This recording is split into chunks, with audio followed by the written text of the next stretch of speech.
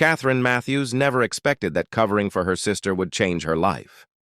At 58, she'd spent the last 30 years as a librarian, a quiet profession that suited her gentle nature. She wore her silvering blonde hair in a simple style, favored comfortable clothes, and had long ago accepted that adventure wasn't part of her story. Her younger sister, Denise, had been working as a nanny for a wealthy family in the suburbs for almost a year. When Denise called that Tuesday morning, her voice was tight with panic. "Kate, please, I need you to cover for me today. Just today. My son's in the emergency room. They think it's appendicitis. The Townsend family is expecting me, and I can't reach them. Their phone keeps going to voicemail." Catherine's heart jumped. "Is Danny okay?" "The doctors say he'll be fine, but I need to be here. Please, Kate, just go to the house. Watch little Lily for the day. Mr. Townsend is usually in his study working. You'll barely see him. I'll give you the address and the gate code." Catherine had never been a nanny, never been around children much at all. But family was family. "Of course. Send me the details. Give Danny my love." An hour later, Catherine pulled up to an estate that took her breath away. The house was a graceful colonial with white columns, set back from the road behind manicured gardens. She punched in the gate code with trembling fingers. A man answered the door, and Catherine's practiced composure nearly faltered. He was in his late 30s, tall and lean, wearing a crisp navy suit with the jacket unbuttoned. His dark hair was slightly disheveled, as if he'd been running his hands through it, and there was something in his brown eyes, a deep tiredness mixed with wariness. "You're not Denise," he said, his voice cautious. "I'm Catherine, her sister. Denise's son had a medical emergency this morning. She asked me to fill in for the day. She tried to call. My phone died during a conference call," he said, rubbing his forehead. "Is her son all right?" "They think it's appendicitis, but he should be fine." The man studied her for a long moment, then nodded. "I'm Christopher Townsend. Thank you for coming on such short notice." He stepped aside to let her in. The interior was elegant but lived in, with a softness that surprised Catherine.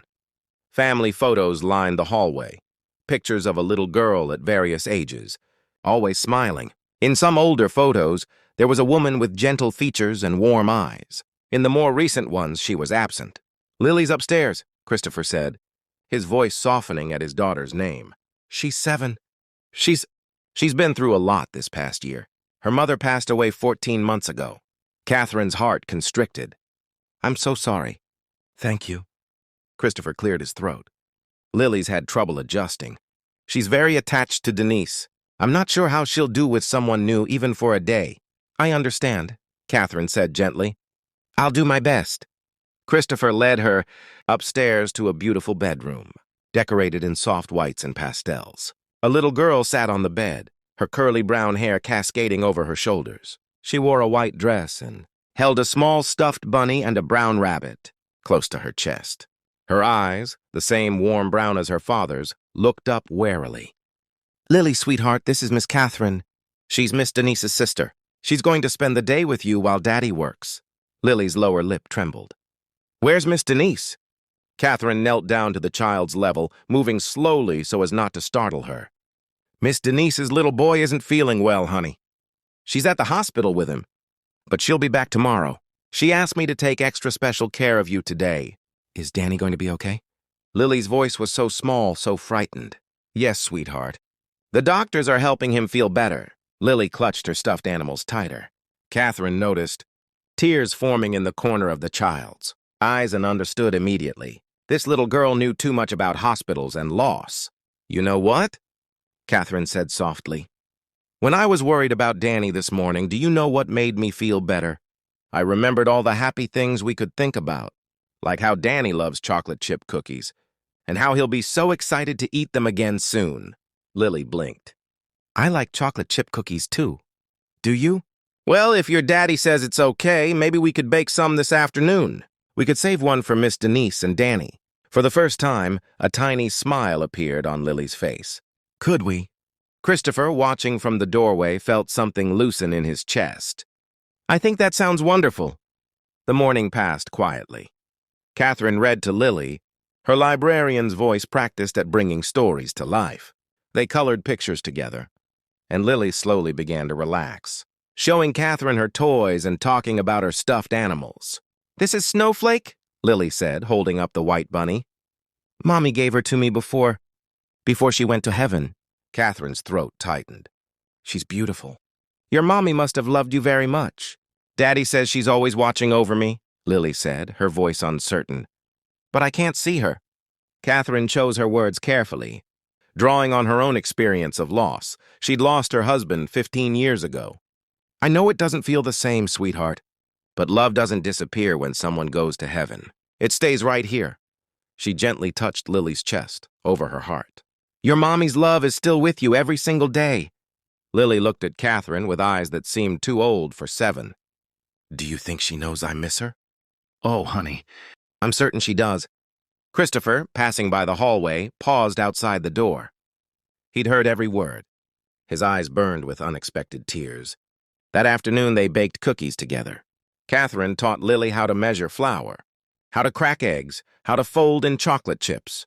The kitchen filled with warmth and the rich scent of baking. Lily laughed, really laughed, for the first time that day. Christopher emerged from his study, drawn by the sound. He stood in the doorway, watching this woman he'd just met treat his daughter with such natural tenderness, such patience. "Daddy, look! We made cookies!" Lily held up a slightly lopsided cookie with pride. "They look delicious," Christopher said, his voice thick with emotion. "Could I try one?" They sat at the kitchen table together, the 3 of them, eating warm cookies and drinking cold milk. Lily chattered happily, telling her father everything they'd done. Catherine noticed how Christopher looked at his daughter with such fierce love and such quiet exhaustion. After Lily went upstairs to wash her hands, Christopher turned to Catherine. "Thank you. I haven't seen her this relaxed in months. She's a wonderful child," Catherine said gently. "You've done a beautiful job with her." Christopher's composure cracked slightly. "Most days I feel like I'm failing. I work from home so I can be near her, but I'm building a tech company and it demands so much time. I hired Denise because Lily needed someone, but—" He paused. "I don't know how to fill the hole her mother left." Catherine set down her coffee cup. "Mr. Townsend?" "Christopher, please." "Christopher, you can't fill that hole. No one can. But you're there, and you're trying, and that's what matters." Lily knows she's loved. Something shifted in Christopher's eyes as he looked at this woman, this gentle, unexpected presence who'd walked into his home and brought light with her. That evening, as Catherine prepared to leave, Lily hugged her tightly. "Will you come back?" Catherine looked at Christopher, uncertain. "Would you?" Christopher asked quietly. "Denise mentioned she might need to take some time off to care for her son after his surgery. If you're available, we'd like you to stay on, even just for a week or 2. Catherine thought of her quiet library, her predictable routines. Then she looked at this little girl who'd lost her mother, and this man who was trying so hard to hold everything together. "I'd be honored," she said. What started as 2 weeks became a month, then 2. Catherine took a leave of absence from the library. Every day, she and Lily would read, bake, explore the garden, and talk about feelings that were too big for a 7-year-old to carry alone. And every evening after Lily went to bed, Christopher would emerge from his study. He and Catherine would share tea and conversation that grew deeper with each passing night. They talked about loss and resilience, about his late wife and Catherine's late husband, about how life surprises us when we least expect it. "I thought my story was written," Catherine admitted one evening. "Quiet librarian, living alone, growing old peacefully." "Is that what you wanted?" Christopher asked. Catherine smiled. "I thought it was. But maybe we don't always know what we need until it finds us." Christopher reached across the table and gently took her hand. "I haven't felt this alive since before Marie died. You've brought something back into this house, into Lily, into me. Not a replacement for what we lost, but something new, something real."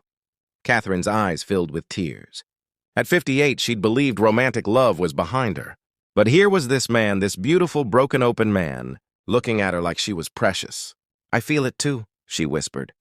3 months later, on a Sunday afternoon, Christopher gathered his courage. Lily was in on the plan, giggling with excitement behind the living room door. Catherine came downstairs to find them both waiting.